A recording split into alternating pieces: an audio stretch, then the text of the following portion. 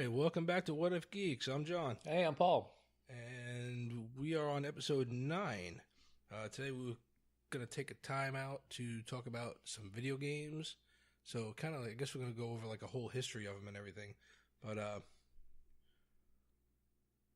I lost my train of thought again. Oh shit, I'm not doing this well at all tonight. That's because you're not drinking. Yeah, that's what it is. Yeah.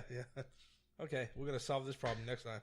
All right, so anyway, you got anything aside from video games before we really get into that shit? Yeah, so we'll hit a quick news story. I saw this online, and I'm pretty sure I know what your response is going to be to this, but I want to hear this. The headline says, Backstreet Boys reveal which song they wish they'd never recorded. Bye. Oh, no. My first, all of them. Oh, yeah. Well, I was pretty sure your answer was going to be all of them. Yeah, you know what? Yeah. Yeah, pretty much. In fact, if we can go back in time and just wipe out all boy bands, that'd be great. That was a bad time in music. That was a really bad time in music when all the pop music was boy bands and their solo girl sort of offshoots, right? It was like Britney Spears, Christina Aguilera, all the kind of bubblegummy solo girls, and then all the boy bands. Once Britney and Christina started to get a little bit older, it got good. They just went crazy. Yeah, the music didn't get better. They just went nuts, and that was a lot of fun to watch. The videos were cool. Yeah, and then they went nuts and hit cars with golf clubs and kind of went crazy. Yeah, you gotta have those moments. Yeah, but yeah, I was pretty sure when you heard that headline, you were going to go all of them. I wish they never would have recorded any of them. Apparently, somebody's crashing a plane into our neighborhood. All right, so I don't think the mics are picking that up, but I'm picking it up outside, so that's nice.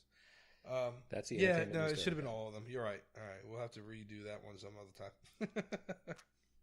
So, I guess really that's about all we got going on aside from the video game thing. I know personally we've talked about our kids and what they do. Like we just started football Saturday. That new season, I think we're into the 4th or 5th season now they're playing together? It's the 3rd for my son, and he's played with Noah all 3 seasons. Okay. So and Noah's been in like 6, I think. I don't know. He's been in a lot. He's been playing since he was 4, and he's 7 now. They do like little 7-week seasons. I know we talked about it briefly. Yeah. But Paul coaches, and I'm not allowed to coach because I'm too busy screaming on the sideline like a drunken soccer dad. There was a great moment this week when the two teams sort of lined up to do the rock paper scissors as he was going to get the ball first, and our kids.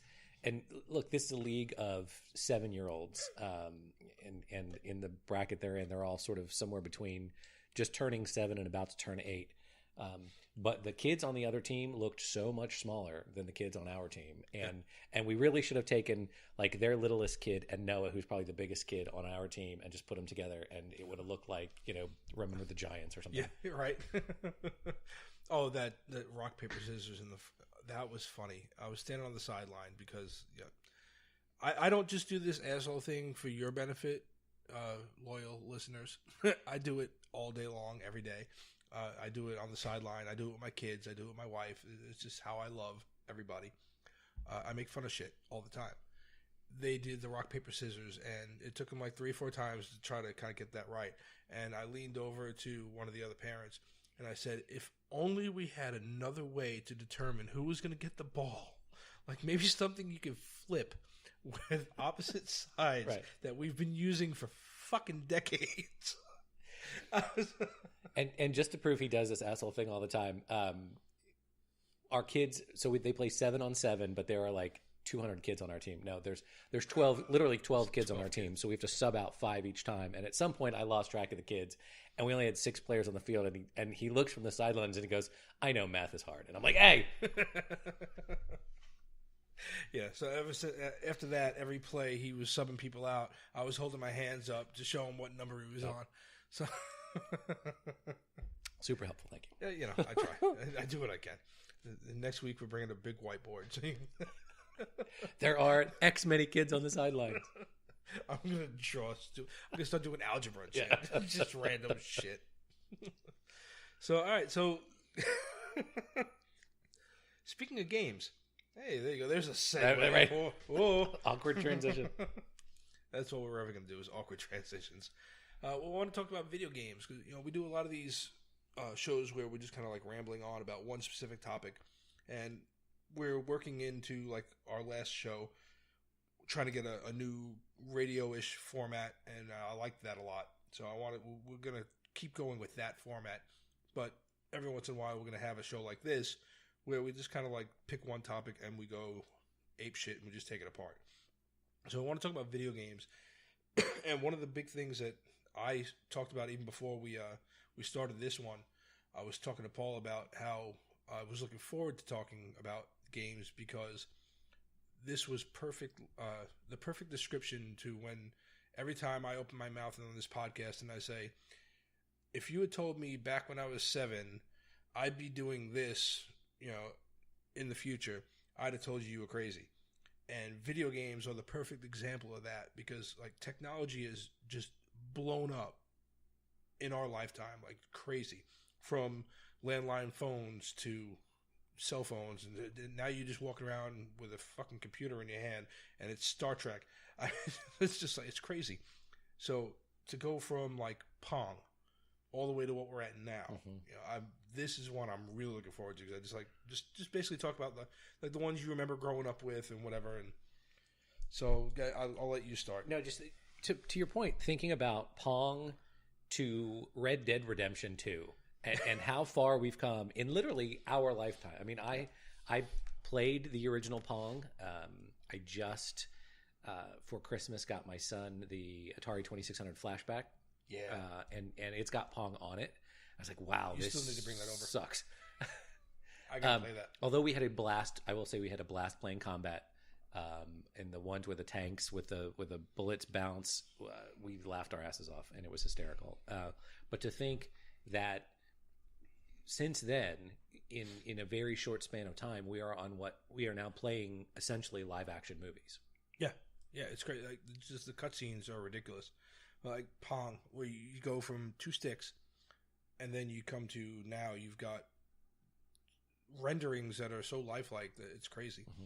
But the other aspect of video games that I like now is much like everything else that we discuss on this podcast, all this stuff like that was simple back in our day is so mainstream now. Mm-hmm. It's so mainstream that you've got the 2 Wreck-It Ralph movies and the Ready Player One that make all these references to all this shit, that you just like, oh my God. Yep. I remember that. Like I saw Pong in the last Wreck-It Ralph movie. It was like in the background doing whatever. Like it was just the 2 sticks, or I don't know what the hell. It was a vague reference to it, but it was funny as hell. Yeah, it is all the things they do there, like all the Space Invader characters kind of walking around, whatever, And even you think, I was thinking about this today, the controller, how far we've come in the controller, and what we can program. You start with essentially just a dial, right? Pong was just a dial. There was no buttons. There was no need for a button. You couldn't do anything with the button. 2600 had 1 button. Nintendo had 2. The stick. Right? Yeah. Sega Genesis, I think, had 3. 3.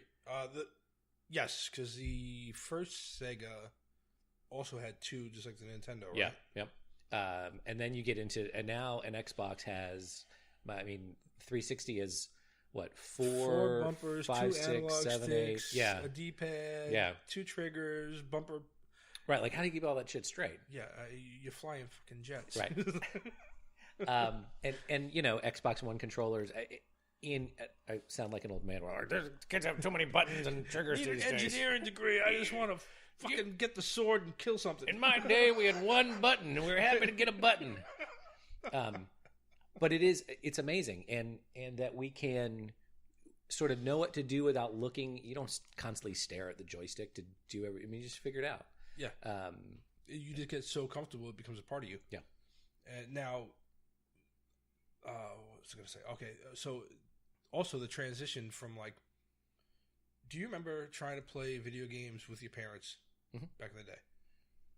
Okay. Do you remember the test of a 7-year-old's patience? Okay. Now, fast forward to now.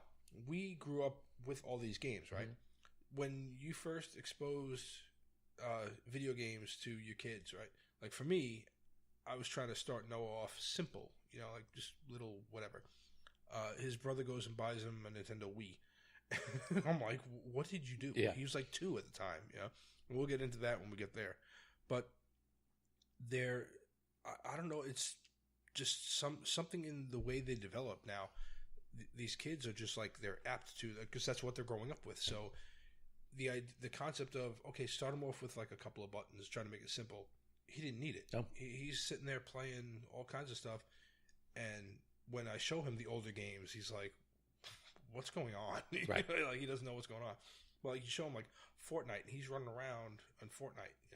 It's their aptitude for the controllers now. They didn't need a learning curve at all. No. It blows my mind when I see it. Which is fun because I'm a gamer, so I like to. Now I can finally get back into games with him. Me too. Which is part of the conversation we're going to get here. Yeah, my gamerness sort of took a pause when I got married. I had a 360, I had the Xbox 360, but then I was married and I was like, I should probably pay more attention to my wife than to this video game, or this won't last long, and I'll be back at this video game thing. I already know where these buttons are. Right. Before I'm back with a different joystick back in my hand. Exactly. And it's 2 buttons. These jokes can go all night. Right. And we can't. That's awesome.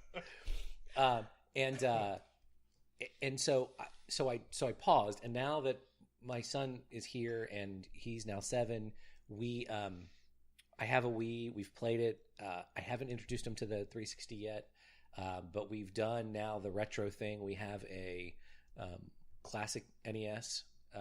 We've got now the 2600 flashback. We got the Commodore 64 flashback. So I'm have him go through the same progression I have. Although he has an iPad and right. swipes and he's really good at apps and stuff like that. So he, as a digital native, he doesn't need some of the stuff, but to sort of walk him through the progression of video games has been fun for me to relive some of that stuff. Oh yeah. And to go back and play the Tecmo Super Bowl on Nintendo and have him, first of all, find out that, the Houston football team was first the Oilers before it was the Texans. But where are the Texans? Yeah, and who's this Bo Jackson guy? And why is he so good in this game? Or he'll look at me and go, Daddy, how are you so good at this? I'm like, I played this before. You used to be my worst nightmare at one point. The thought of you was my worst nightmare. Now I love you to death. But I got really good at this when I was a kid. And so we have those conversations. But I love seeing even combat and the 2600 games through his eyes and just have fun playing them. And then we'll step into the other stuff. Yeah, and that's what I want to do. Just talk about like kind of the feeling of what each of these systems represented as we were getting older. Mm-hmm. Like for me with the Pong, I remember Pong briefly because it was kind of like right from that we jumped into the 2600, and of course that one sticks out more in my head. I want to say Combat and maybe Space Invaders was like the first game I played on there. Mm-hmm. But I can remember all the little games. And, do you remember the other day we were talking, I said, when we talk about video games, I want to tell you about the very first Spider-Man game that I ever played. Yeah, that was, I'm talking as I'm trying to scroll through my phone so I can find a couple of these pictures because, oh my God. So there's like 3 pictures there. There's the box art. And I'll post these on our Facebook. If you swipe once or twice, you'll see a couple of pictures in there. There you go.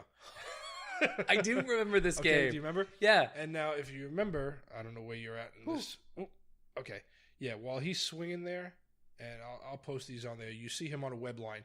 If you swung past the guys in the windows, your web would break. Because I guess they were the bad guys that were breaking your web. Right. Yeah, they were the Green Goblin's guys. And then the Green Goblin would fly overhead once in a while and I do throw remember pumpkins that game. and shit at you. It's like a handful of sprites that are blue, and his head is red, and his arms are red, and then the bad guys have a black square head and a body, as if I drew it with my left hand. Yeah, pretty much. Yeah, it looks like a kid drew it with his left hand. Oh yeah. I that one stood out to me because it was Spider-Man, and that was as good as it got. Yeah. Superman. I remember Superman for maybe even for that was just essentially side-scrolling blue and red sprites. Yeah, and you just that's exactly what it was. Yeah. But, to go back to your point about parents, I think that, we grew up with video games, so we're enjoying watching our kids play what we played. Our parents didn't have that, right? They had none of this. And Mm-hmm. so when they got it for us, they were like, this is a waste of time. And it was so they didn't enjoy play. My mom never played video games with me. I remember if I did badly in school or got in trouble for something, my punishment was her taking the power supply from my 2600 and hiding it somewhere so I couldn't play. Yep. And so it was not a thing we did together because she just had no history of that. There was no point of reference for her. Yeah, like my mother tried to play Kaboom. She liked that one because it was easy. Kaboom was, for those who don't know, Atari 2600. It was the paddle controller. So you had, for the Atari, you had the joystick controller with the one button, or you had a paddle with one button, and that was it. Kaboom was just some sprite dude up top. He was a bomber. It looks like a criminal. Yeah, black and white. And he's dropping little bombs, and like old school cartoon bombs, and they come down, and you've got buckets of water because reasons. And then that's going to solve the problem. So that's what happened in the 80s. Water killed bombs, and that was it. Well, Batman. Sometimes you just can't get rid of a bomb. Right. Yeah. Family of ducks. See, tangent. All right, so she liked that one because all she had to do was roll the thing back and forth, and she was good at it. She was real good.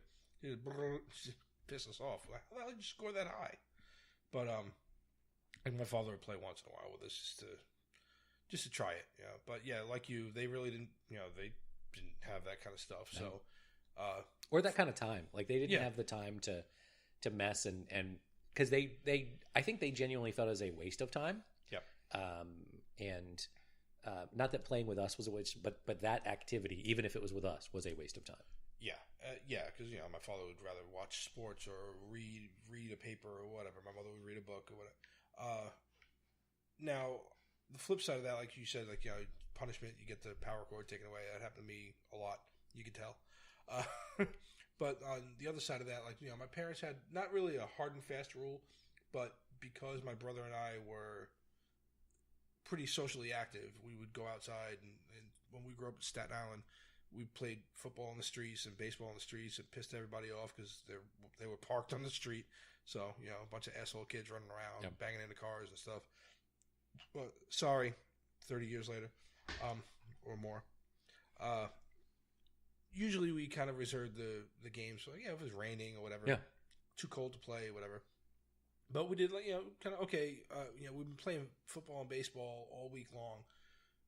Saturday afternoon, we're going to, eat lunch, and we're going to hang out and play video games for a couple hours, and then, we'll eat dinner, and we'll go outside for, if it's summer or whatever, you you bounced around. Mm-hmm. You worked it in once in a while. You didn't really, it didn't just take over our lives, I can't remember a time you're right. I can't remember a time where I made a choice to stay inside and play video games all day instead of being outside doing whatever. Yeah, unless it was shitty out. Right. Yeah. And cold wasn't part. I mean, as long as it was snowing, it was. That was fun too. So you weren't going to miss You weren't going to miss a snow day to stay inside. Given a choice, though, most of the time I have to usher my kid outside to go play. Okay, see, Noah is a little bit more like me. I keep fading away from you. I'm trying to take a drink. He's a little bit more like me, where he'll run outside, even like with YouTube, because I like any parent, we worry about them spending too much time with the video or video games or whatever.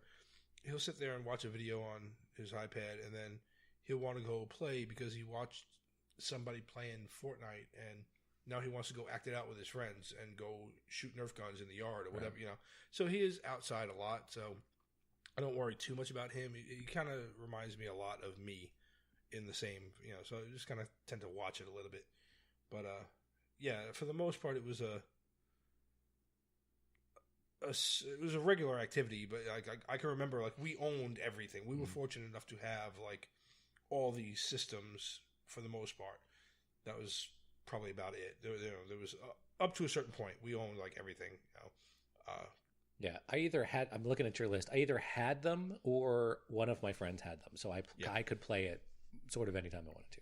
Yeah, like the Atari 2600. That was your first one. Yep.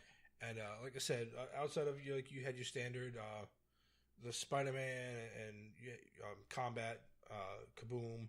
Combat and Kaboom were the first two we had. And then we had Pitfall. That was when you first met Pitfall Harry and those damn crocodiles. And that game seemed amazing at the time. Yeah, it was great. And you look back and you're like, holy shit.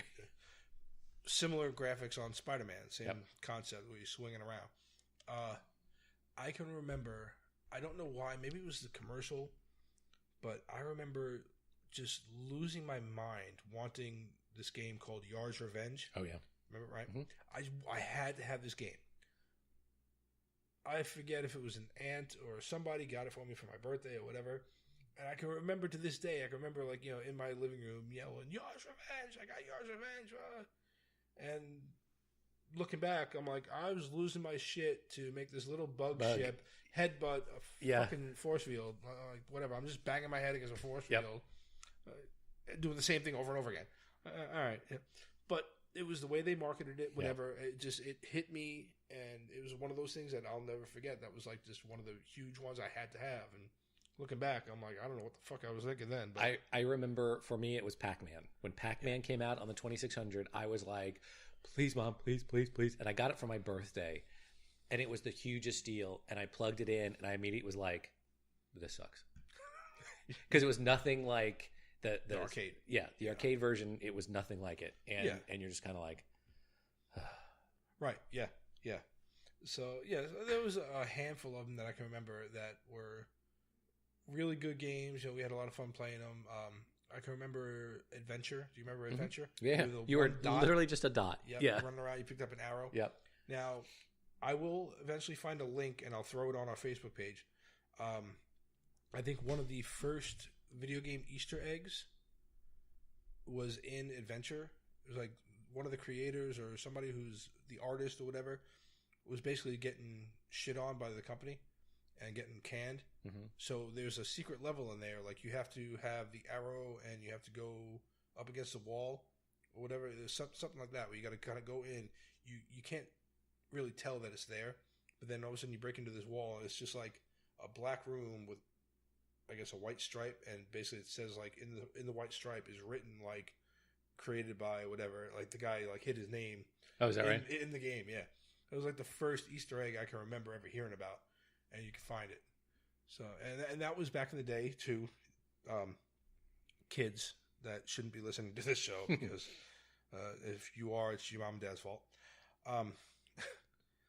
Back in the day, this was before the internet, so any kind of secrets like that, or codes, or whatever, hints, tips, tricks, you either A, found out by accident, B, got word of mouth from your friends, C, you ordered, like, Nintendo Power. Do you remember that magazine? Yeah. And it would tell you, like, all these little hints, and they were, like, vague, dopey hints half the time. But, yeah, that was about all you had to go on. You couldn't just Google a walkthrough or whatever. You were the damn walkthrough. So I remember that. I remember seeing that. It was just this random Easter egg that was in there. I think that's really all I got on the Atari 2600. There's a bunch of games in there that you can just kind of go all day about. And I think I really do want to do a YouTube video with you and the boys playing the Atari. Yeah, we're going to have to do that, because I think Noah will like it. And I think they'll have a good time playing it. It was a lot of fun. And do you remember, I had this, and I'm trying to Google it now because I'm struggling to remember the name. The cartridge plugged into your 2600, and then it had a cord, and you plugged it into a tape cassette player. I've got it right here. So it's called Dragon Stomper. And the thing was Star Path. And it was one of the best games, because on the cassette was loaded this extra stuff. So the graphics were better. And it's a dragon game, kind of a D&D style, that I had near the end of the run of the 2600 before they came out with the, what was it, 7200, 5400, something like that. So yeah, I need to go back and look that up, because I remember that being a thing. Now I got to look it up on YouTube, see if there's a video of it. Yeah. Yeah, because half the stuff that we talk about, any games we mention that we don't find a link for that we post on our Facebook, you can just YouTube this stuff. You'll find all kinds of shit. Yeah, when the 7800 came out and the other Atari, like, I didn't get those because I had already moved on. I had moved on to ColecoVision. The Commodore 64, the only thing I was going to say about that was a friend of mine had a Commodore, and we go over there once in a while. We play some of the games he had. Yeah. And I just remember the floppy disks. The floppy disk was awesome. I remember the games that I remember for that were Zork, the text-based adventure game, like move north, turn right, get lamp. Excuse me. All of those games were awesome. And then there were a lot of really good games for that. We have just this Christmas they came out with a 64. It looks just like it. It's a smaller version. It's got keys, but the keys sort of don't work. There's 100 something games preloaded on it. So we haven't hooked it up yet. I remember us playing. The only one I remember playing outside of I remember seeing those on there, but I remember playing a wrestling game, and I think I mentioned this before. The characters were like knockoffs. Half of them were knockoffs of WWF at the time. You know, like one looked just like Hulk Hogan. I forget what his name was, but one looked just like Hillbilly Jim. You know, there was one dude called Santa Claus or some crap like that. And again, this is way back in the day, so your theme music sucked too. It was just a bunch of sounds. But like when you got on his picture, it was like, you know, do do do do do do do do, yeah, just like that. You know, it was like real deep and menacing. It was whatever. But I just remember playing that game like for hours with him, just hanging out. A lot of really cool games on there. Yeah, I would like. Yeah, in fact, that's another one. Again, you go on YouTube, you look these things up, which is kind of like also something I want to throw in to our hat, or throw our hat in the ring later on as we get further along on our process here. When we get into the YouTube stuff and whatever, I really want to sit down and do some stuff. I think we could have a lot of fun looking back at some of like the stuff that we grew up with, and do like where you see these like, you know, the top toys from when we were whatever, you know, like if you and I sit down one day and just like, okay, let's go over, I don't know, whatever, like the top action figures we had or whatever, you know, and we find the pictures and we can make a video, and that quality is going to be just like the audio quality of this fucking thing. But I'm getting better at that, and apparently, you know, my 7-year-old is learning editing now, so hey, you know, maybe he'll do a better job than me. But yeah, I want to do that too. I want to kind of get into that kind of stuff. So yeah, I jumped from the Atari. I skipped all those other ones too. I went to the ColecoVision. Yep. And that one, for me, that one was brief. I'm trying to remember why. Probably just, again, because we were busy doing other things with, you know, whatever, Little League Baseball and whatever. I had a handful of games on there. I can remember, I remember having Donkey Kong on there, or it wasn't Donkey Kong, but I think it might have been Donkey Kong Jr. or whatever, but the thing that stood out to me on that one was it had the controller, the two buttons on the side of it, but instead of like being a regular square controller, it was rectangular. It looked like a TV remote. Yeah. It had the number pad, and some of the games would come with a little insert that you would slide over the number pads. Television had that too. Yeah, okay. Yeah. That was ColecoVision and Television. They were all coming out with the same technology and competing with each other. A lot like your Sony and Microsoft now. So you would like put these things over the number pad, and those were specific controls for that game. Yeah. You know, so whatever the stuff in the game was, like, you know, go to your inventory or whatever, you know. Only a couple of games I vaguely remember playing on there. I don't really remember a lot. I think it was one called like Congo Bongo or some crap like that. I forget. So yeah, so that one I really don't have too much of a memory on. How about you? Yeah, here's a Google picture of Intellivision. And of course they have like they're selling the retro flashback Intellivision. Of course they are. With 60 built-in games. But yeah, it had the thing too with the number pad. Yeah. My biggest I had a friend of mine who had Intellivision, and there's a game like Riddle of the Sphinx or something like that was really good for that one. And then I remember, and this is weird that we had this channel, but do you remember WPXI in New York? PIX, yeah. So they did this. I lived in South Jersey, suburb of Philadelphia, but we got that channel for some reason. And they would do this contest where you could call in, and they were playing some kind of game on the Intellivision, and you said picks when you wanted them to fire. And the person who was doing the controller, all it was on the screen was the game. Right. And someone, you know, in the channel's controlling it. And the kid, whoever called in was caller 15 or whatever, was saying picks, and every time they said picks, they would shoot, and if you scored a certain amount, you like won money based on what your score was. Yeah, it was pretty cool. That's my television memory. There you go. And we can wind up going back to, I bet we have a lot of the same, when we get into watching TV as kids in the 80s and we talk about the different channels, I can pretty much name all of them from New York, or from Staten Island at least. But yeah, WPIX, I'm pretty sure that was like Channel 9 in Staten Island. It was 9 or 11, one of the two. And then I think 11 became Fox or some shit like that. But yeah, so those two I really didn't get too much into. We had the ColecoVision. A cousin of mine had the Intellivision. I remember playing He-Man. I just the only thing I remember about it is He-Man being in the Wind Raider, flying, side-scrolling, and right. I don't remember anything else about it. I think I might vaguely remember seeing Skeletor in there. There was a boxing game in there too that I liked. That was about it. Yeah. So.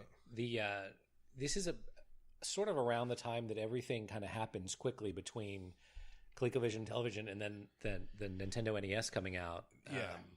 And them trying to license, like, who was going to get which titles and what, you know, you're going to license them to what video game system. And then when Nintendo comes out, I think it changed.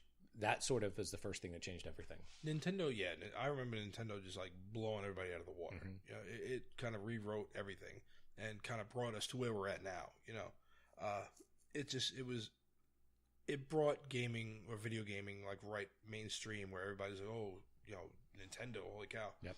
And I remember my father buying that for us. I forget what, Christmas or whatever it was, but it was an early gift. I know that because it wasn't any specific holiday. So I think maybe he just bought it because it just come out. But we had Kung Fu and Excite Bike. Right. The first two games we had. It was like it came out with like 3 games. I think Super Mario came out later because the first one it came out with was like Gyromite or some crap like that. And you remember Robbie the Robot? Mm-hmm. Yeah. This thing had a robot that you could control, and we're not going to talk about that peripheral. Did Duck Hunt and the Gun come out at the same time, or was that later? I don't remember. Somebody tell us. We can look it up later. I don't remember, but I know it was pretty close. Yeah. I remember having Mario and Duck Hunt, not the combo, because that's the one they started later on. They would just do a combination of Mario and Duck Hunt in one cassette or one cartridge when they would started upgrading all their equipment. Yeah. But I remember Duck Hunt. I remember that damn dog. And so, I remember playing Kung Fu. Kung Fu was really cool because I remember playing that in the arcades and then having it at my house. I was like, oh my God. Excite Bike was pretty cool. My brother and I used to love making our own tracks. We used to love playing Duck Hunt. And then, Nintendo was where we started to get like so many cartridges. In fact, like I would go out not too long ago and buy a whole bunch of like retro stuff. I had a Nintendo here for a little while. So one of my older kids was looking for one, so I packaged it up and I mailed it to him. So I don't have the Nintendo anymore, but I do still have some of the games. And if you look over there, you can see a controller up on top of the... Yeah, remember the old Advantage controller? Oh, yeah. Yeah, with the turbo buttons. Right. He lets you cheat and piss off all your friends. So now, bit of trivia that just came out not too long ago that I actually knew. Did you know that you can use the second controller in Duck Hunt? Is that right? Yeah, you can control the duck. I didn't know that. Yeah. That's crazy. Yeah. I'm going to have to go back and figure that out. It literally like blew up Facebook about maybe 4 or 5 months ago. Everybody was like, when doing the, like, I was today years old when I learned whatever, they were doing all that shit, right? Everybody like losing their minds, like, are you shitting me? I'm like, I actually remember that. I don't remember that. And I think it was like accidentally we found out because we had the controller plugged in and my brother sat on it and the duck moved. Like he was like flying in a straight line. I was like he zigzagged the other way, and I was like, "What the hell?" And my brother figured it out. He kind of picked it up and started playing, and he's giggling next to me as I'm trying to shoot this damn duck, and he's laughing. I'm like, "That was so funny." Right? He's like, "I think I'm the duck." Awesome. So, that's amazing. Yeah. So you'll have to try that. I'm sure it's still out there. How about you? Yeah, I loved Nintendo.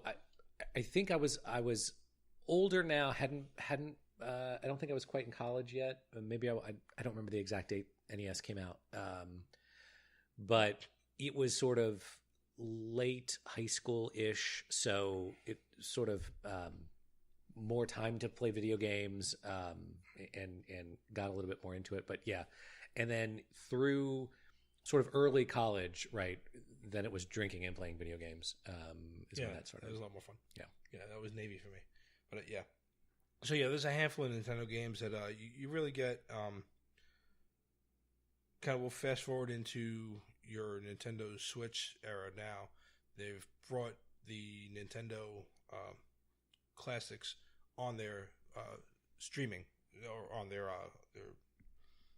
online stuff, so you can buy a membership and you can play a bunch of the old games. Oh, cool. Yeah, so like Noah and I was in there playing some of them. We'll get into those later. Yeah, that's what I really wanted the one that, the retro version, right, that had the games preloaded on it. And so I remember telling my wife that I wanted one, and I didn't know it hadn't come out yet. And so she found an old one and got it for me for Christmas a couple years ago. And then there's now an Etsy like sub genre of people who make a cartridge that have like 100 or 120 games on it. Mm-hmm. So she got me one of those. And so we've got a ton of games. We've got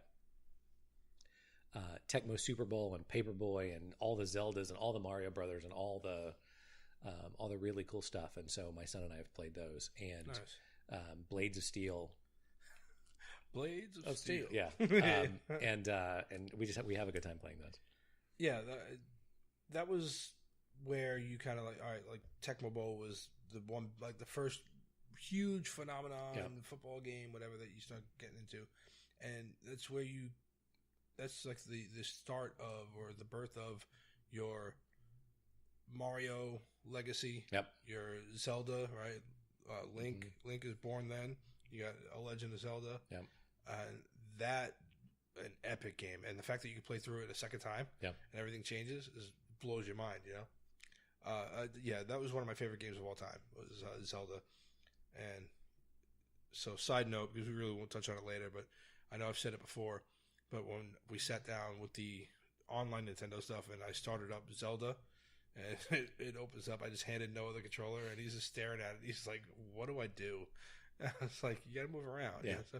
So we're kind of playing around with a lot of the older games, but I remember games like Dodgeball. I was infatuated with this game, Dodgeball. I don't know. Did you play that one? Yeah.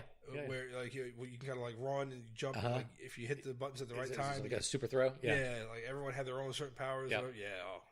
That was awesome. I used to love that one. Some of those games, Zelda and others, you can see how the people who make, the Grand Theft Autos and the Red Dead Redemptions and kind of the open sandbox games would have started on the Zeldas and thought, I can take this world, right? Because that world of Zelda is pretty intricate and detailed, and just sort of expand it out and make it, you don't have to sort of stick to this sort of script. You can kind of go anywhere you want. Yeah, well, the first couple of Grand Theft Autos were overhead. Yeah. They were, top down, and they were little guys kind of running around. Mm-hmm. I vaguely remember those. And then, all of a sudden Grand Theft Auto 3 came out. And So, Nintendo, and then you had the Nintendo Sega back and forth thing. Yep. That, I had a Genesis. Yeah. I had the first Sega. I had it. I didn't have the first Sega. I think I had it. I don't remember. I'm almost positive. Yes, because I remember playing Afterburner. Okay. Yeah. So Afterburner, but that's another one where you start.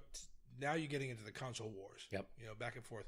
First it was Nintendo and Sega. Now we're up to like Xbox and PlayStation and Nintendo are all kind of back and forth. Yeah. But the first Sega, there's only a Afterburner that I really remember. I think there was like one or two other games that we had on there. Road Rash, motorcycle game. I remember that, but for did I have that on Genesis? What did I have that on? I know I had it on something, and I didn't have the first Sega. So okay, excuse me. Yeah, I just remember riding a motorcycle and hitting somebody with a chain. That's all I know. May have either been might have had it on as a computer game, or did I have it on something else? But I remember that game. Yeah, I'm not sure, But I do know the Nintendo. Going back to the Nintendo, one game that I had, you have to check all of your games and see if you have it. Silent Service. It's a submarine game. Yeah, I remember it coming out. I used to love that game. Yeah. I forget who got it for me, when I got it, whatever. But I was a little bit older at the time, and I was really into it. I'd play it all the time, just to see how many ships I could sink. And it was always something random that all of a sudden I'd be like, "Oh, son of a bitch," and I got hit, and then you just sink it. You can't, you have a vague ability to kind of save yourself when you're hit, but well, much like in real life, if you get your sub gets breached, you're kind of screwed. Yep. So yeah, it was a really good game. I enjoyed it. Sega for me was mid college, and just had. I remember that the girl that I was dating, she would call the fraternity house, and some of my fraternity brothers and I would be playing the NHL game, not Madden, but the NHL game, and it's the one that in. Have you ever seen the movie Swingers? No. So they're playing, and Vince Vaughn and the other guy are playing Sega Genesis, and he's like, "Look, I'm going to make Wayne Gretzky's head bleed. Look, Mikey, you can make the head bleed in this game," and we would do that. Oh yeah, NHL, yeah. And so she'd call. What are you doing? Playing NHL with Meyer. Yeah. We used to play that all the time. My brother and I used to love playing that game. Teams, we'd be on a team, see how far we can go. Yeah. One of the things I used to love. Once you started to get into these team games, either sports or whatever, where you can kind of progress, save your progression, and see how far you can get together. Mm-hmm. Like that was me and my brother. We were peas in a pod, so we would kind of hang out all the time and play these games like that and see how far we can go. Like try to win a championship, see what level we can put it on, whatever. Before I forget, you guys all need to go look up a game called Shadowgate. It was a game that I played on Nintendo. I'm sure they had a computer version of it. I'm almost positive I saw a computer version of it. But it literally reminded me of the last episode we did about Bandersnatch. It's that kind of like when you watch the Bandersnatch video, the game that he makes where you're walking through. Oh, right. It's just like that. Yeah. And then you have like either you can interact with parts of the area, whatever. So it's like an old school, almost Wizards and Warriors kind of thing, but you're moving and there's not a whole lot of fighting in the game. Right. It's decision making. And that's it. You got to collect certain things to kind of solve these riddles and puzzles and whatever. And it's pretty cool. It was really fun. It was a lot of fun. Oh, that's cool. Yeah, it took us like forever to beat it. But yeah, look that one up. It's kind of cool. So then we got Sega Genesis. I think really for me, it was like Sega Genesis and Super Nintendo. And I had both actually at the time. I got a Super Nintendo at some point, and it took a while. I had a bunch of Sega Genesis games that I liked to play with friends of mine that when Super Nintendo came out, it was a sort of a technological advancement in sort of how you rotated the screen and did those sorts of things. And so the first couple games, like, what is that first racing game? One of the first Super Nintendo games out, F something racing? F-Zero. Yeah.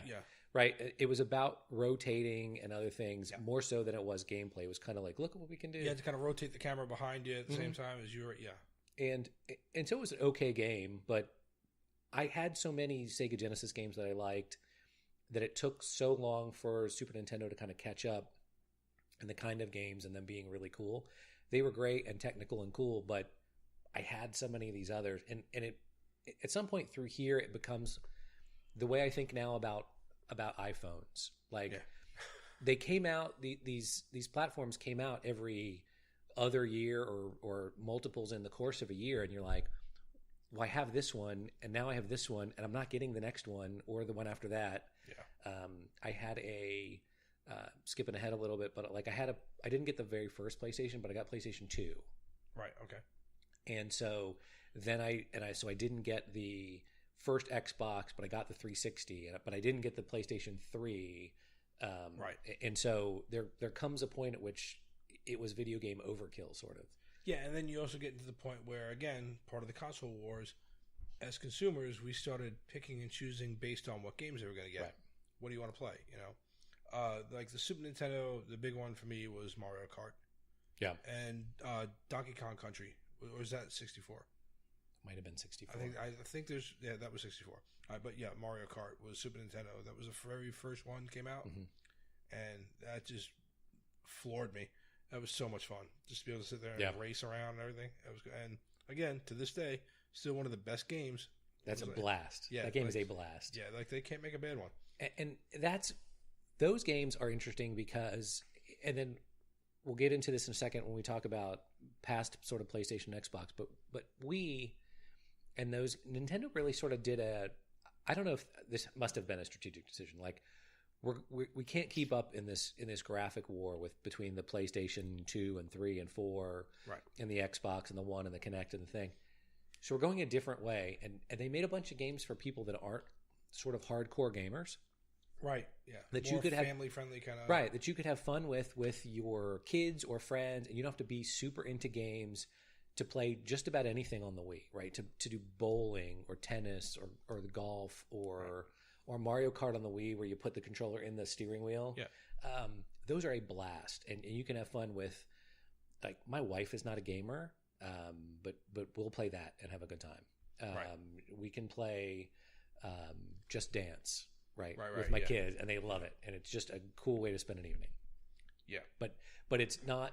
They made this decision, like, we're not going to compete with that. We're going to do this other thing, and it really worked out. Yeah, I've because it's one of those where I know no matter what happens, Xbox or PlayStation, I'll have one of those, but I'm always going to have something Nintendo because of that option. It's just to have a family thing. Playing them like when Noah got his Nintendo Wii when he was 2. Video games are not for 2-year-olds. 2-year-olds playing video games are, Daddy, I want to play this. Sit next to me and you play it so I can watch you. Yeah. And barely that because he barely spoke. So it was just Wii? Okay.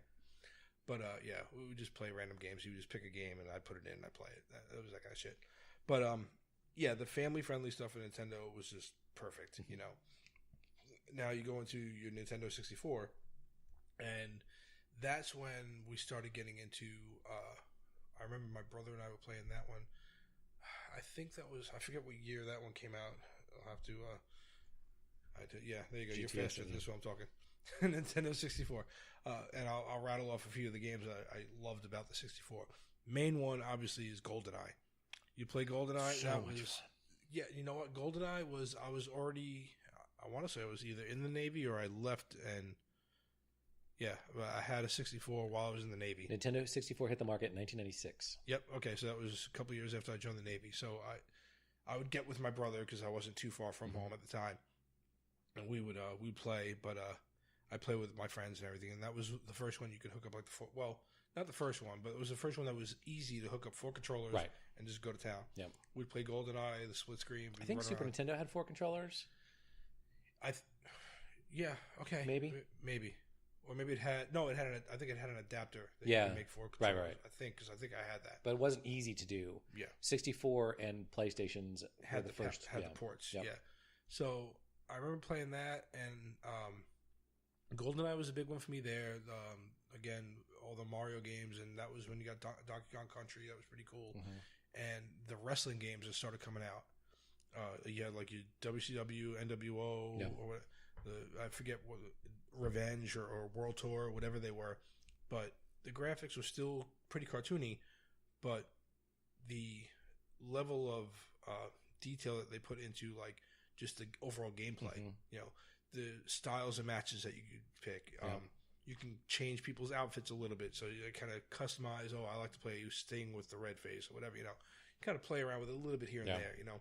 You had different outfits to choose from.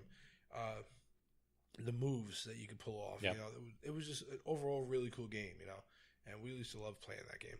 And all the sports games starting in this era are, you know, the amount of stuff you can do pre-snap if you're playing any of the Madden games or the NFL games. Right, you're going to audible or substitute guys out or start to do the competitive mode, or, you know, sort of create your own team and go that way. Those games were fun. And then they got the licenses for actual names and you know, it stopped being even the Madden games before, right? It was you just see it was quarterback 12 or whatever. And Right. you sort of knew who that was, but didn't really know who it was. And Yeah. then they got the players' licenses, and it was, now you're. Now you're actually playing it. Yeah.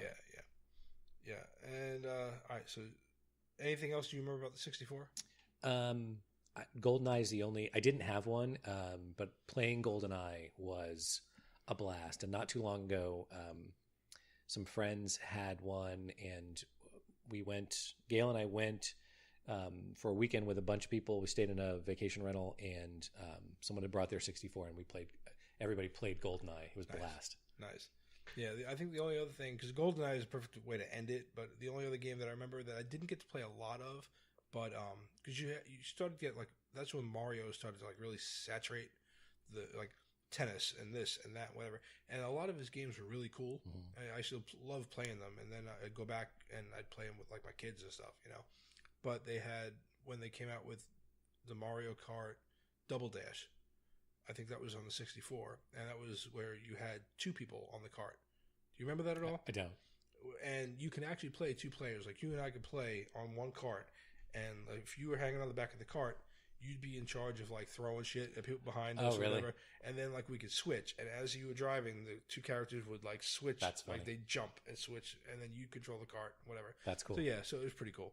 But yeah, that was the last one I really remember that I didn't get a chance to play a lot. But GoldenEye, obviously, we'll have to, one day we'll do our top whatever for each system, and GoldenEye is going to win hands down. Yep. But I'm going to pause it here for a second. Maybe.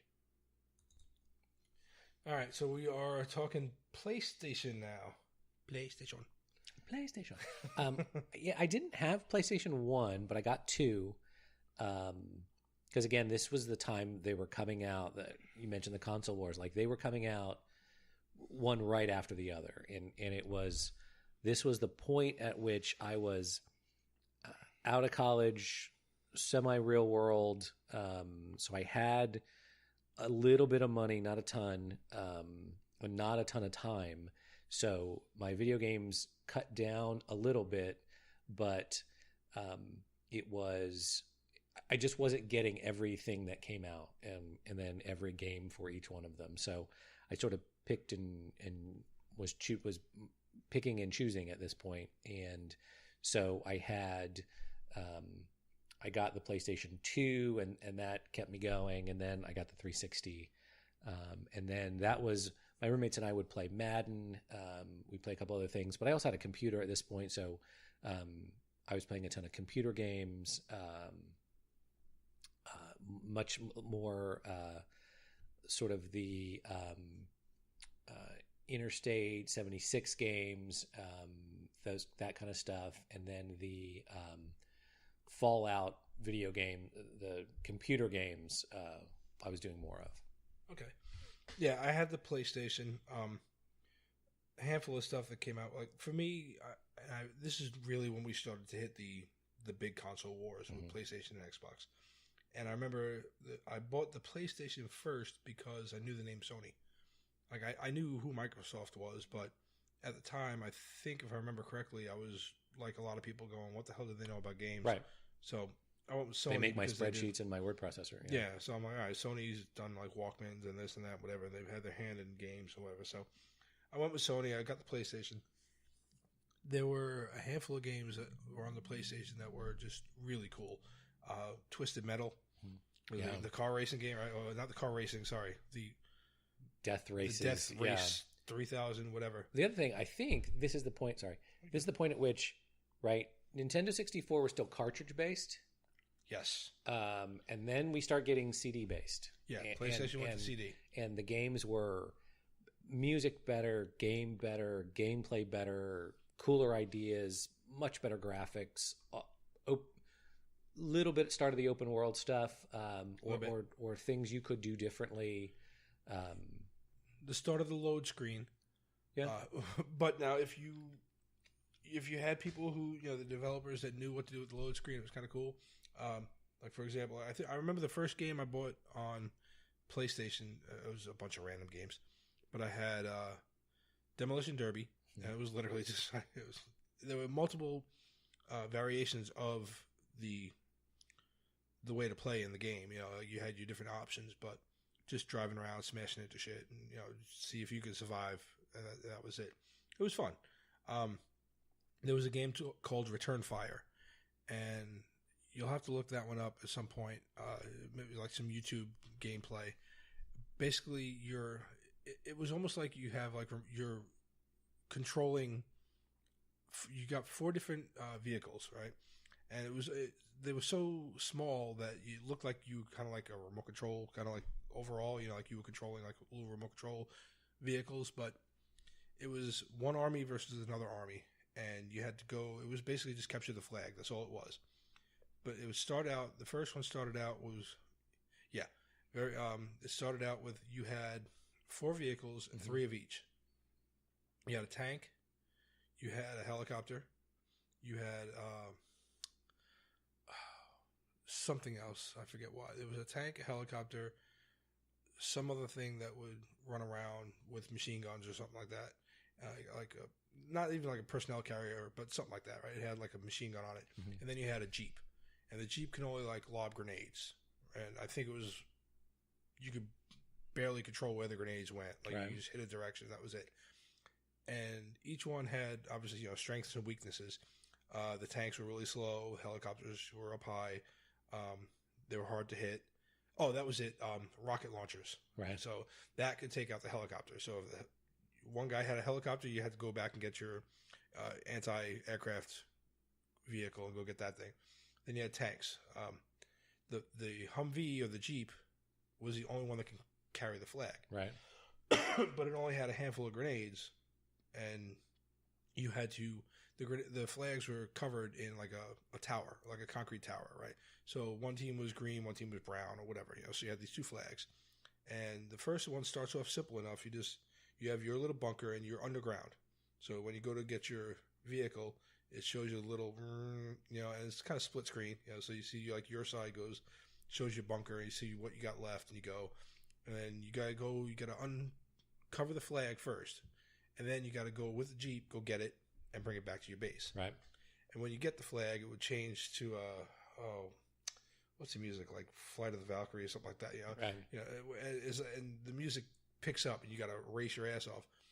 And the overall difficulty of the game got so difficult that like you had friggin' gun turrets and shit. So you had to take your tanks and your helicopters and everything and take all this shit out just so that, because the Jeep, one shot, done. Right. And you only got 3 of these little fuckers.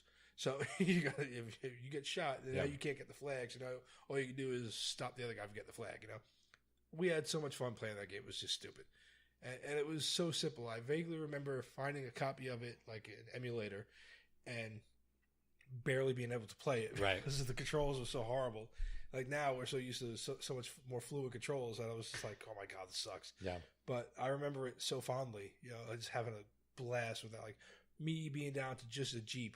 And my buddy had just a helicopter, and he's trying to stop me. And I'm literally all over this. I picked up his flag. Yeah. It starts playing. And I'm just zipping all over this board, trying to get the hell away from him. He's just shooting at me.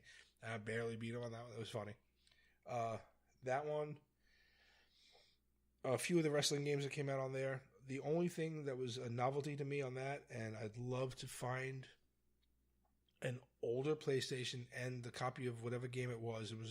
I want to say it was a WWF game, but you can create a belt. Okay. It was vague create a character stuff starting back then. Right. You can create a belt. So if you called it the Orlando belt or whatever, right? Now, we had the memory cards at the time. Mm-hmm. You would plug in there. I have this thing in my champ, it would track how many times you defend it. Right. So your character, whatever, he defends the belt like 5 times, whatever. You come in with your memory card, you stick it. Oh, hi. I just wanted to spike you guys. Make sure you're paying attention. You stick the memory card in on the other side, and you and I fight each other. If you beat me, the game would take the belt off of my memory card and put it on yours. That's awesome. Yeah, and that was like, it was such a concept that no one had done. Right. It was and I hadn't seen it again, really. Like, nobody else thought to do it. Right. And I was like, you got all these games with memory cards and shit. Why aren't you doing this? Yeah. So that's cool. There you go. There's an idea, people. Very cool. Bring that kind of shit back where you can like create belts and fight for them. That one, and the only, I mean, I remember all kinds of PlayStation games. How about you? Yeah, I remember PlayStation 2 games. I think that's where the first of the Spider-Man games were. One of the first. I'm sure it's not the first, but it's one of the first that I played open universe games. Some of the first couple Grand Theft Autos I have on there. But that first Spider-Man game is amazing. The one where you have to, it's a PlayStation 2 game. You have to shoot the web, release at the right point, shoot the next web. Yes. You can decide to, people call for help. You can decide to go help them or not. That was really awesome. There were some really cool SOCOM games. Special Operations Command games, Navy SEAL games. And the PlayStation was the first with the headset. Or the SOCOM game may have been one of the first with the headset. I don't remember if PlayStation went online and played online. I think it did. But that game, you needed the headset to talk to the squad of guys you had. Yeah, even in the game. And give them controls. Mm-hmm. And so it wasn't just about going online. Like, you had to tell them what to go do. Yeah. And I forgot that you didn't do much PlayStation. I want to rewind real quick. There's a game. I'm going to show you the images that I got on this thing on the phone. I'm going to butcher this thing. It's called Suikoden. Mm-hmm. Right? Japanese game. They released the first one here, and then I want to say the second one. Yeah, there you go. Yeah, you see the price difference? Yeah.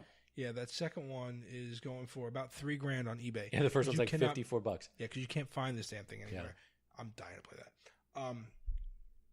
I've played the first one, and the whole concept of it is it's more of a cartoony role-playing game. Let's see if I can't find pictures of them talking to you. But yeah, there's one. So you got like these guys, right? And if you see that guy kind of bottom left with a green bandana, that's your character. That's your main character, right? And you run around. You are the son of a general, and you get caught up in a whole conspiracy thing, whatever. So you're running around gathering people with you. And then you suddenly become like the leader of this whole thing. The game is so detailed. Like, there's 108 different characters that you can get, and you can swap them in and out of your party. Wow. You have a home base, and you can kind of like go back and forth with them, But the more of them that you get, the bigger your base gets, because while you're out doing whatever, they're at the base adding wings and stuff to the base. Yeah. So it gets really intense. And there's like 3 different styles of gameplay. So you got like you'll walk around free, kind of like Dragon Warrior or Final Fantasy. Mm-hmm. And you run into your monsters like that one there, and you just kind of go back and forth. And then there's like individual combat. When you run into some of the bosses, they want to fight you one-on-one, and you fight them, that kind of thing. And there's like 3 or 4 different things you can try to do, And then there's like army attacks, and it's almost the characters are so tiny on the screen, but you get to choose, and you have like advisors out of your group that will, maybe try this. Right. And you can do like, the cavalry, or you can do the archers or whatever. Yeah. And you choose, and, it's basically over the whole thing, except for the regular role-playing one, over the other 2 things, is kind of like a rock, paper, scissors.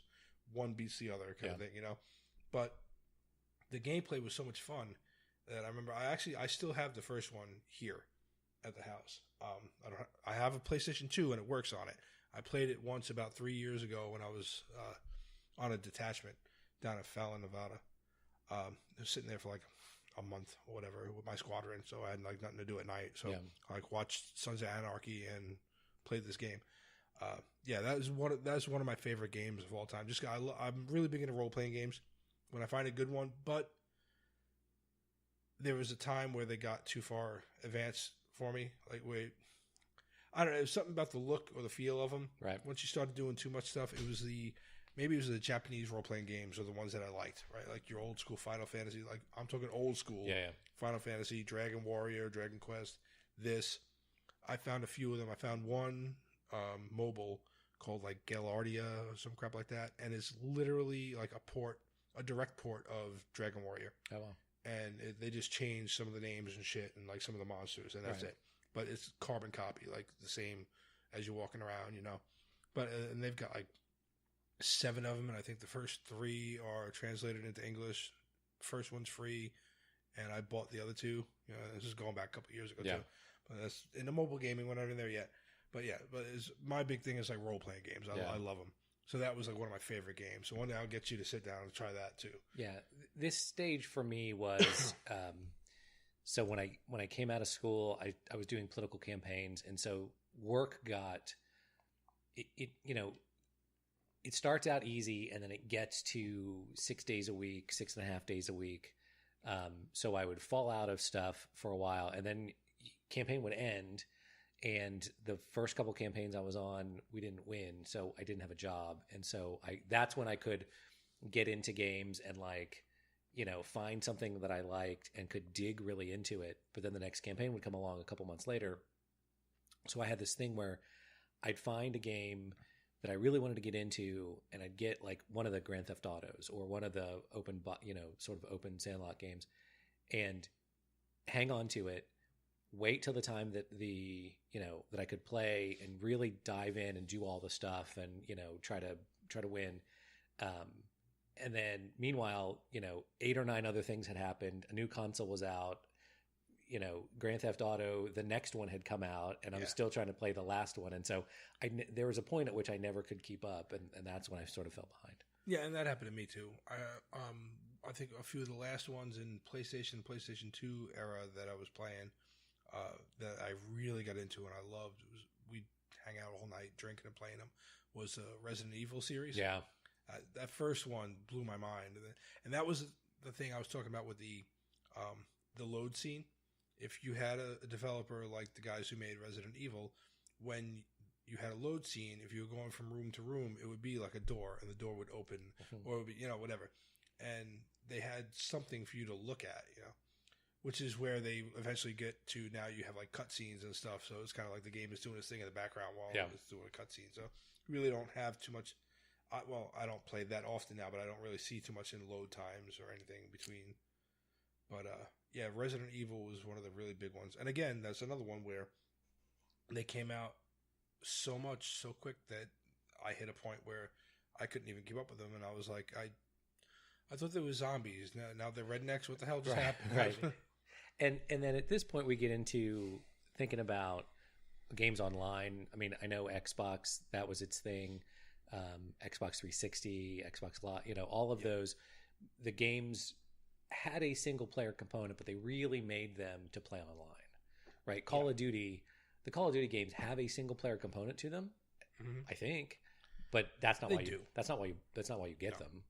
You don't get Black Ops to play it single player by yourself, right? Doing the thing. Like, that's not where that game shines. You get the squad up and you go, right? Yeah, and now, which to counter that, like when I first bought my Xbox, the first Xbox, I never got it online. I stayed offline. I just played whatever I was playing at home, you know, Halo and whatever.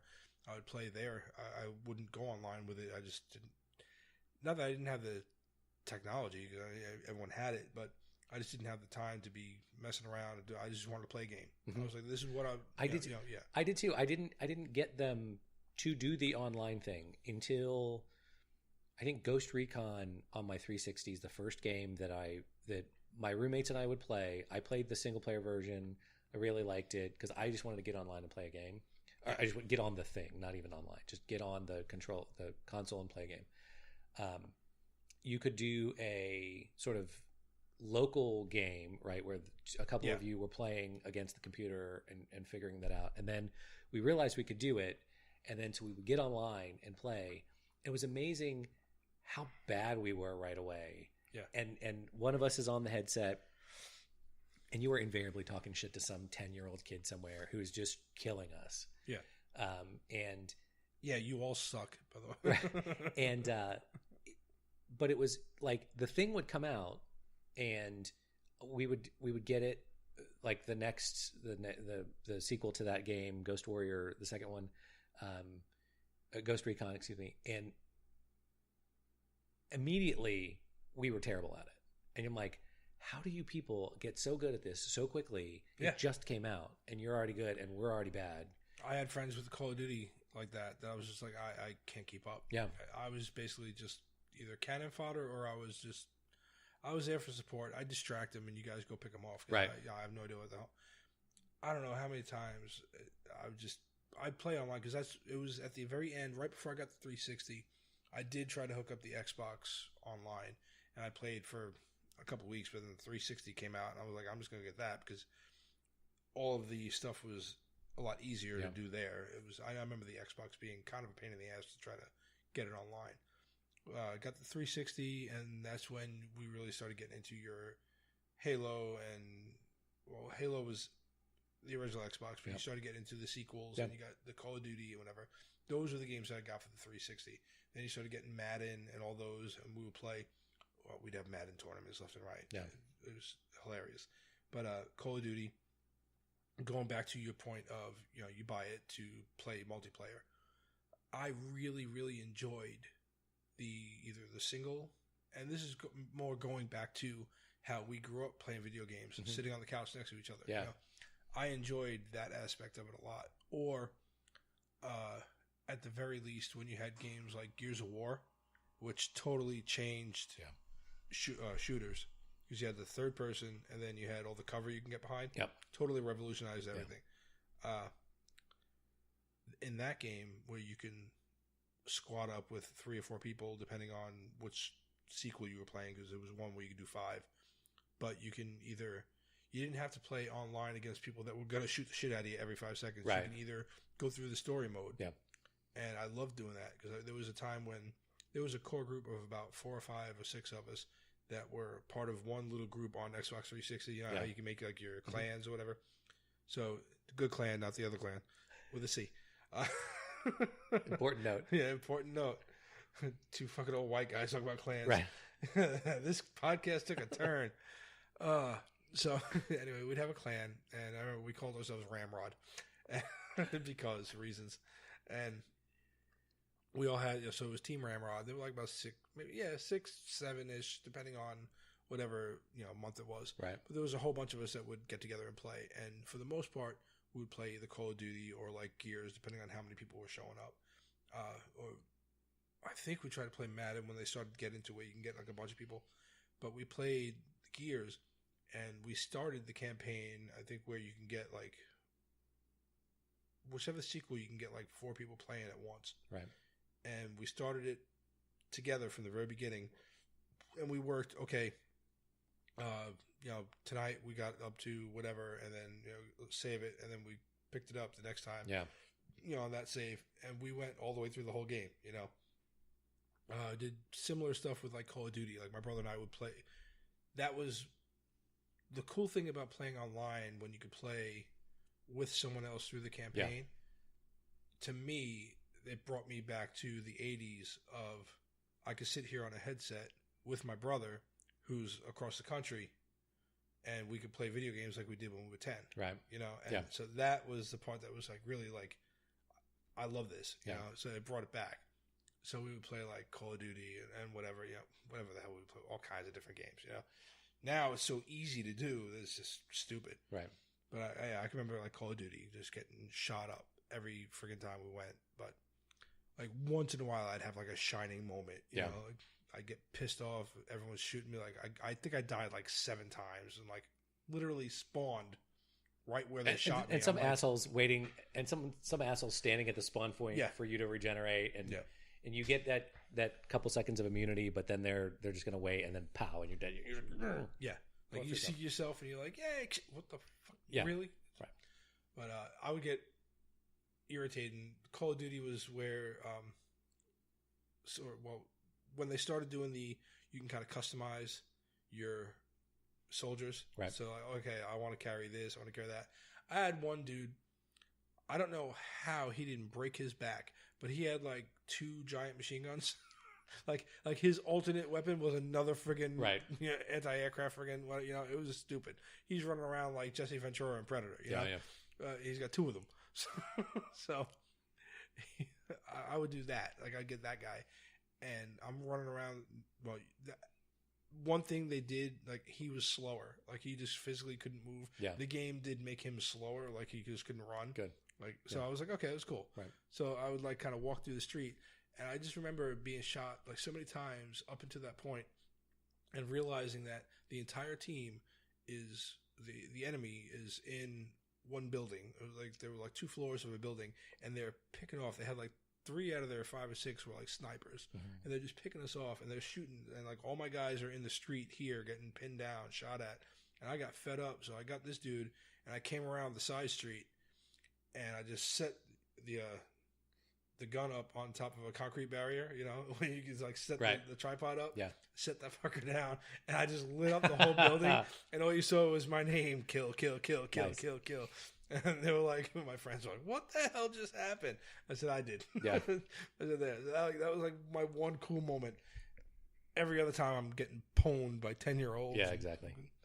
It's terrible for your ego when you're, 30 something and a 12-year-old does the, not just shoots you, but then does the thing where they're like teabagging you. Yeah. And to making your controller vibrate. And you're like, you're a dick. Get off.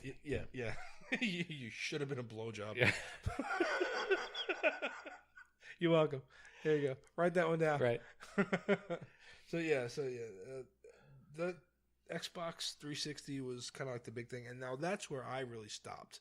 Yeah, me too. Because we would play, like I said, it was a regular thing, and it was a big thing. We would live in Virginia area, and so we would do like online games on a weekend or whatever, and like UFC fights. So everyone come over to my house and watch the UFC fight or whatever, So it was kind of like a lot of neighborhood stuff that we were doing, And then Noah came along, and I stopped. I would play video games once a little while, and then he got a little bit older, and I just kind of like shelved it for the most part. I didn't really. I'd break it out once in a blue moon.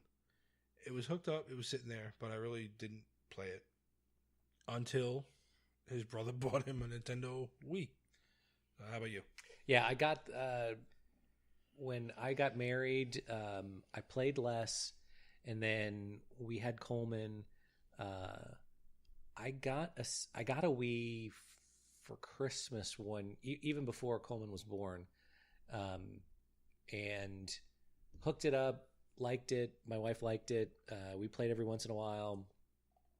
And then we moved, and we had Coleman, and it didn't get hooked back up. And then at some point, I remember getting it out and thinking he would like it. And he was old enough to kind of do the controls and play. He was probably 2.5-ish, early 3.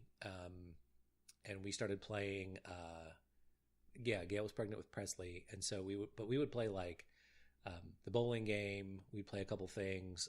We got Just Dance, which he liked, and then my Xbox 360 was still around. I don't even know if it was hooked up. And then I went back and got a couple, went to GameSpot and got a couple used games, and I know that. Sheen Coleman went out of town for a couple days, and I was like, oh, I'm getting it back out. Yeah. So I dug back in, and I was like, oh, I missed you. Yeah. Now, because that's the second time you mentioned Just Dance, Guitar Hero and Rock Band. Yes. There was a time there where that was all the rage, and going back to your point on, like, Heather is a mediocre gamer, like she doesn't, as far as interests, she's like, just take it or leave it. The Rock Band ones she got into. Yep. Because you were playing music and it was fun. To the point where, like, it was me, her, and our older kids playing this thing all the time, And we would just play Guitar Hero, we would play Rock Band, or whatever. Side note, 2009, I went to Iraq, and the group that I was with, everybody had, like, games and stuff to pass time in your downtime. And in one of the huts, they had a bed sheet for like movies and stuff, like strung up like a projector, and they had the projector up there. We hooked up an Xbox 360.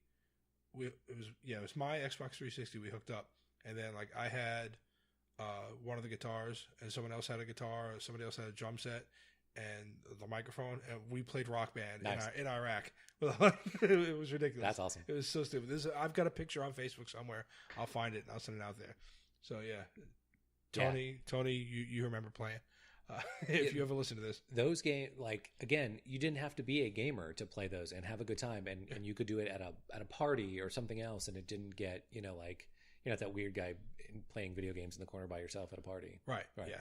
Yeah, and everyone's having a good time. Yeah, and it brought back a lot of the music that we grew up with. Right. It brought it back big time. To another quick side note, when we were playing one of those games, it was just in that heyday of playing those games. Our daughter, I think she was like, I don't know, 12. So I don't know, going back about 10 years ago because it was prior to Noah. One day she comes home from school and she's like, they've been listening to the radio on the bus or whatever, and she tells my wife, "Mom, I heard this great new band, Bon Jovi." My wife's like, "Really? Yeah. I went to see them in concert." And she's like, "What?" I was like, "Why would you go see?" They're not new. They're not new. But yeah, so just dumb shit like that. Right. But yeah, we would play that game all the time. We used to love that game. To the point now where I would kind of like to see make a comeback just to see what they could do now. And I correct myself. It was my older kids had the Wii. It was a Wii U that our oldest bought Noah, because that's the last one that was in there before the Switch. That's the one I don't have. I don't have the Wii U. And there was now you're getting into, that's when I started getting back into video games. But again, it's a different style of video games because now I'm playing family-friendly stuff with my kid who can't play video games. He just sit there. He just wants to see it. So we started out with that. But then also the Wii U had my first exposure to Skylanders. Oh, right. Which blew my mind. Whoever came up with the idea, for the three of you that don't know, so maybe like the half of you that's listening to this podcast that don't know what a Skylander is, they're little cartoon monsters that you think Pokemon, but you're the monster instead of collecting them.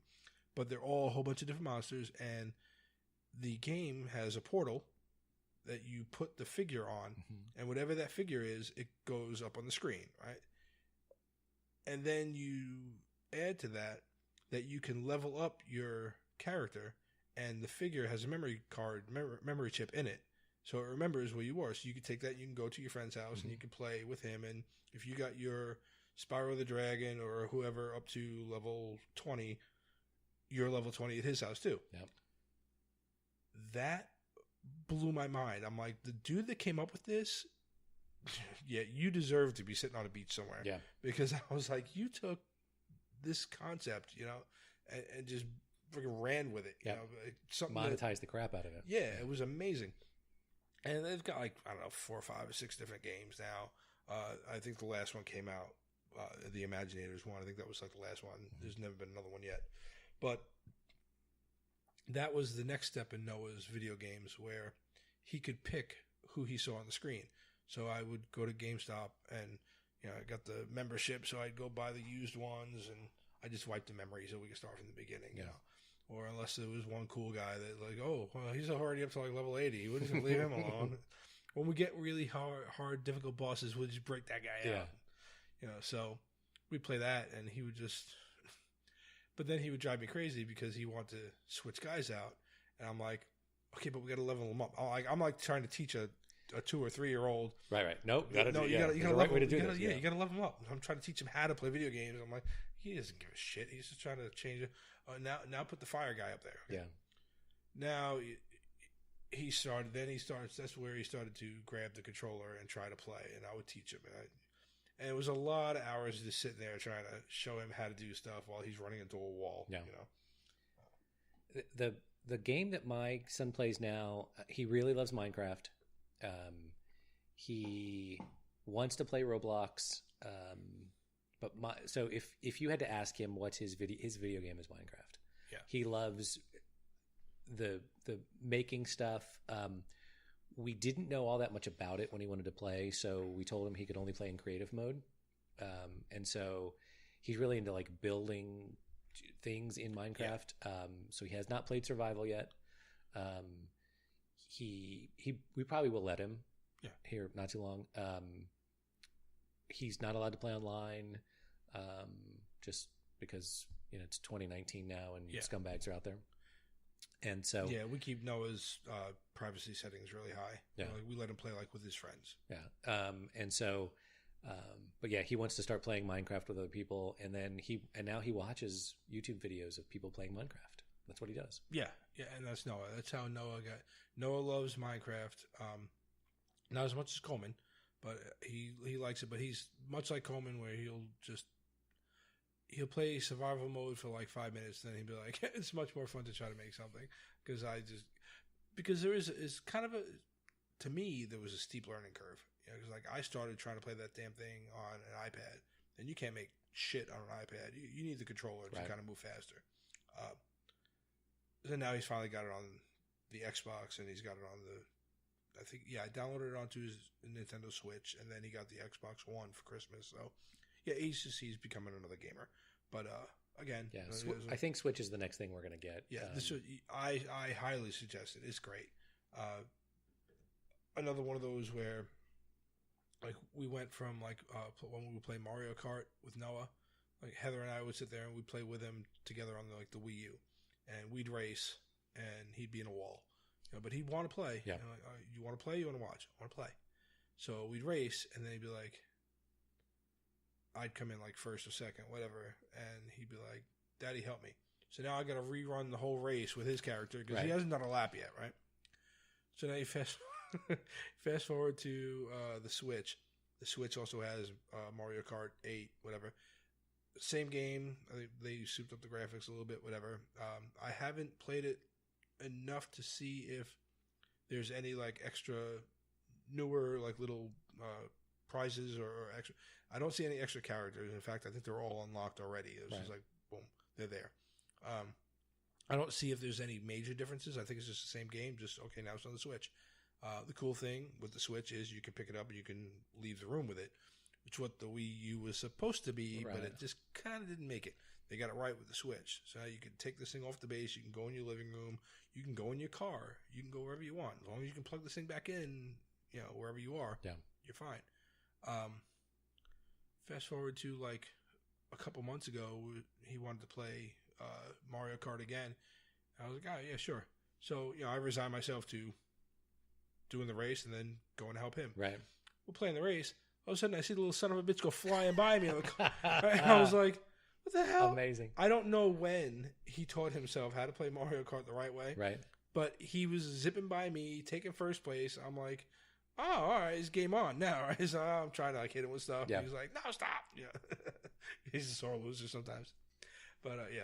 So yeah, all of a sudden he can play Mario Kart. So it's a lot better. His gaming skills are much more improved. But that's where he got into YouTube. He found Fortnite, and he would play Fortnite. He's got that on the Switch and on the Xbox, which I let him play that. I know we have different degrees of where we let the kids play. I let him play Fortnite because to me it's more cartoony, so it's all right, I get it. And even the way they try to sell it like he's got books about like Fortnite. Yeah. And the stories they tell are like of the soldiers, but then it's an avatar that they send down to the planet. So it's not even really them dying, right. So I'm like, all right, yeah. So I found that out a little bit after, but basically it's like I never really saw any blood anywhere in Fortnite. So I'm just like, all right, yeah. The kids already watched Jaws. So I wasn't there. I didn't realize he watched it. He said something about Jaws, and I'm like, yeah, you're not allowed to watch that. And he's like, I already watched it. Too late, yeah. Yeah, I already watched it. I'm like, really? Well, parenting fail.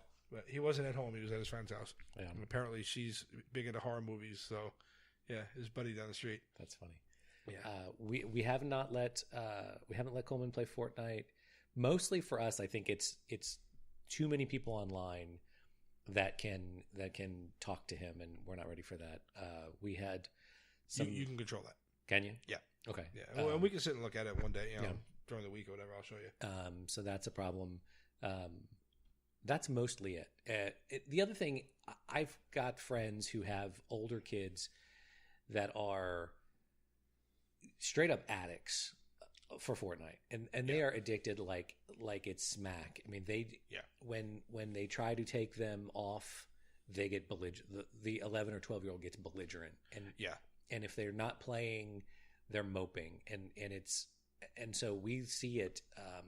And I've read stories about relationships breaking up, divorces happening, and again, it's all in personal responsibility. But yeah, of course, the Fortnite hits all of the sort of things that would lead to addiction, right? The thing in that world is cooler than anything happening in this one. Sure.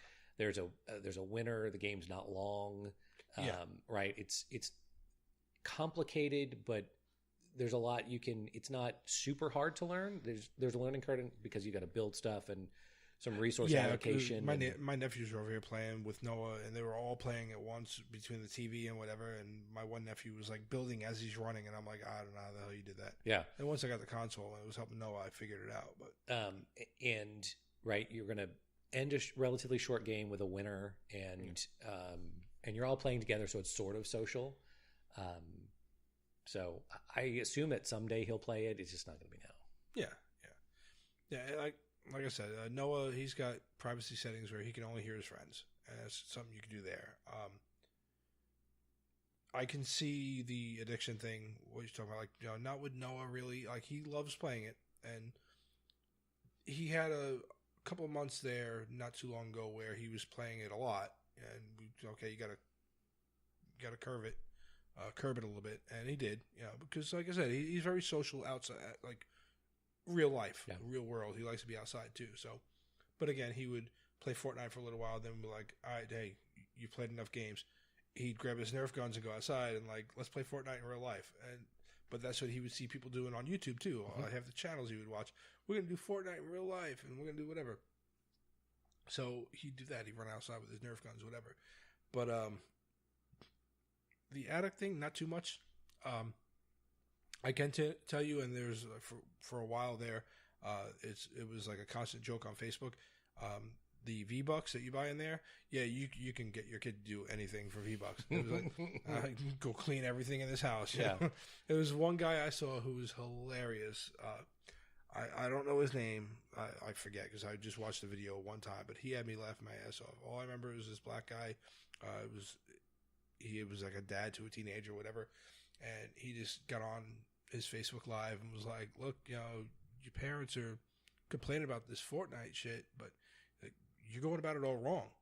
He's like, he goes, these V-Bucks? You go, okay, yeah, son wants this, that, whatever, blah, blah, blah. Okay, you want V-Bucks? Okay, you go clean out my car. Right. He's like, this house has never been cleaner. Yeah. He's like, he's harnessing it the wrong direction. Yeah, the way he goes, he's like, you guys are just going about this all wrong. He's like, I got this and that and this and that, whatever. He's like, give him V-Bucks, whatever. Right. And then it pissed me off. I take it all away. I take the whole game away.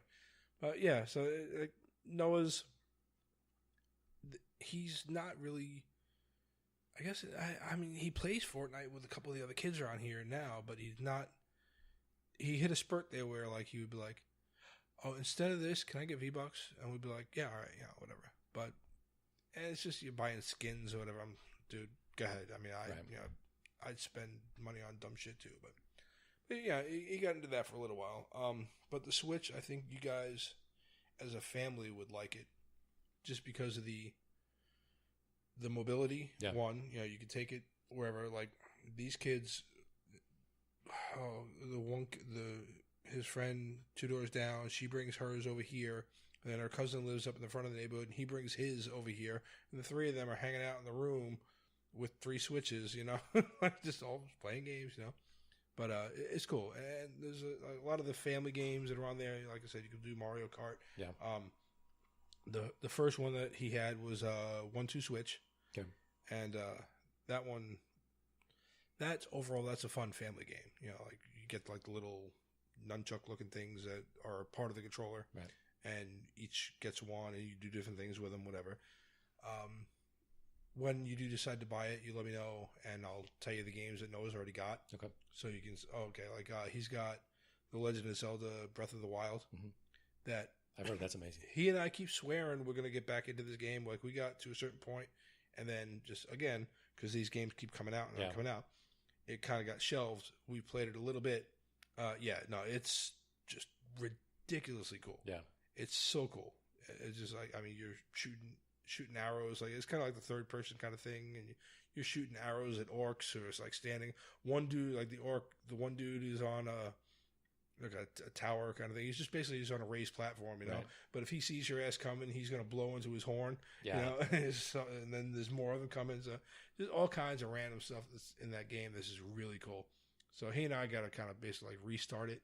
In fact, we even did a couple of videos on his YouTube channel playing it, and that was the first time I learned that I'm not going to be able to monetize those on his YouTube channel because the YouTube algorithm they shut you down. They recognize the music and they shut it down. Oh, like, wow. you can't monetize this, Yeah. whatever.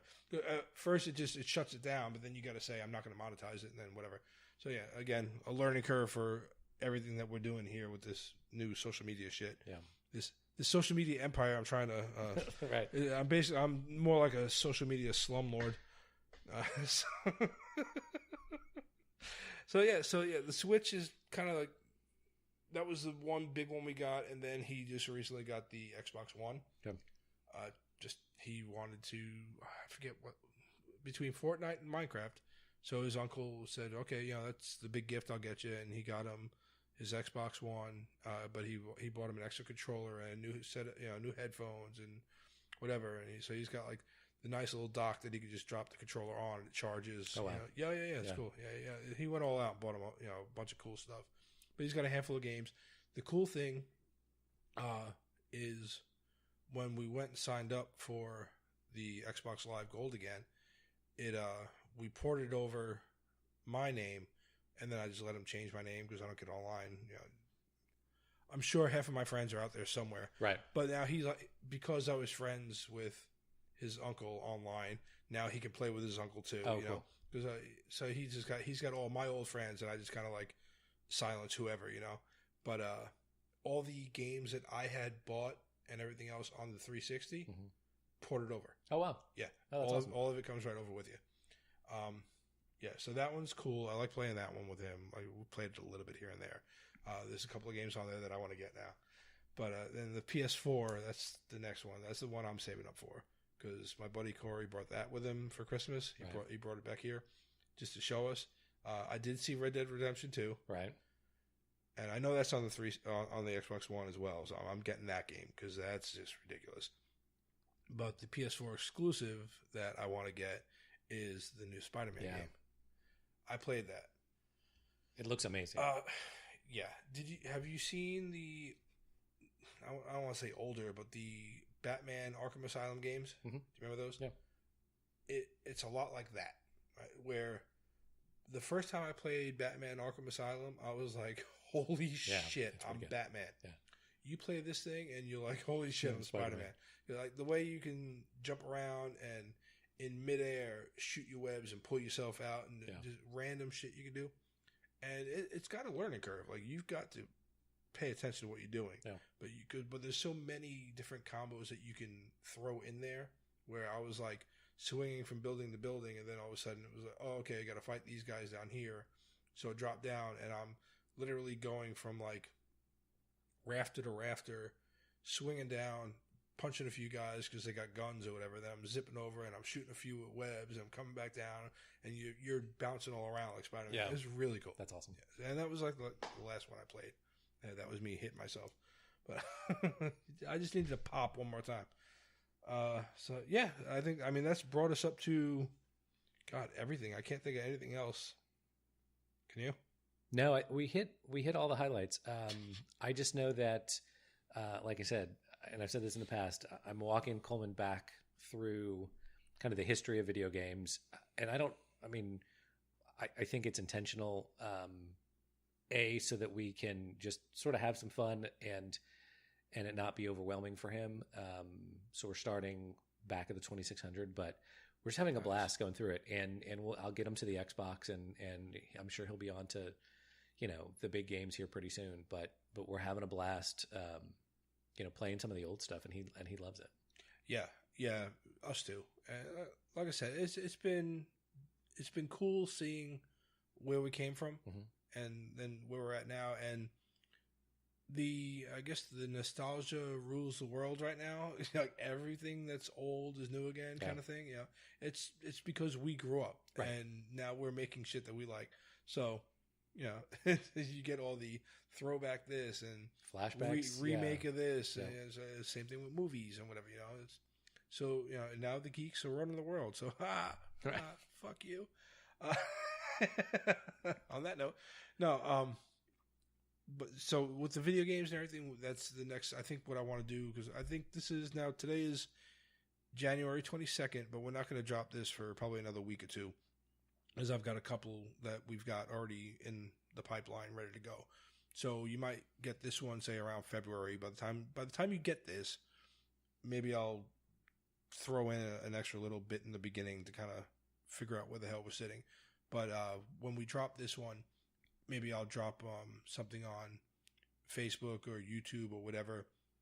Maybe by that point we can get together and record the kids playing some of the other games, and we can put that at the same time on YouTube. I'd like to do that. Cool. That'd be fun. And then, because then we can sit there, like, we'll get your Atari 2600, and you and I will sit there and do it, and then we can put it on our YouTube channel and theirs. It'd be hilarious. That'd be awesome. This would be me and you hanging out playing fucking Combat like a bunch of idiots.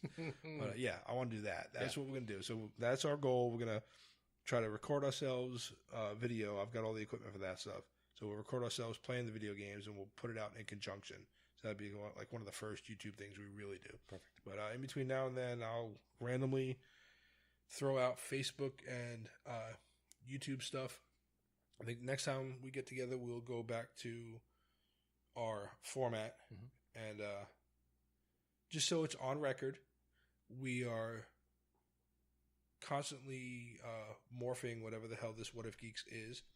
And I know we've discussed in the past, basically just for your input. I want people's input, whoever's listening to this, as we morph this and we add in YouTube videos or Facebook Live videos or whatever. I know we've tossed around ideas like recording video games and stuff like that. I want to do something where we do pick one or two local areas. Like, one of the things I talked to you about initially when I was talking about putting this thing together with you was also incorporating, like, maybe one day, like, we all go to, like, one of the theme parks or whatever, you know, just kind of adding stuff like where we can throw it into the kids' YouTube channels and whatever.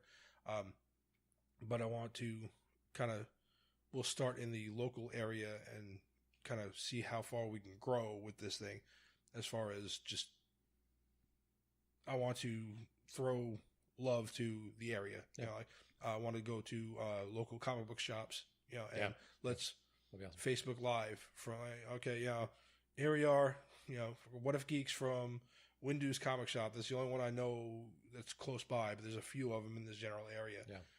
There's a couple of them around Central Florida that are just kind of sprinkled about.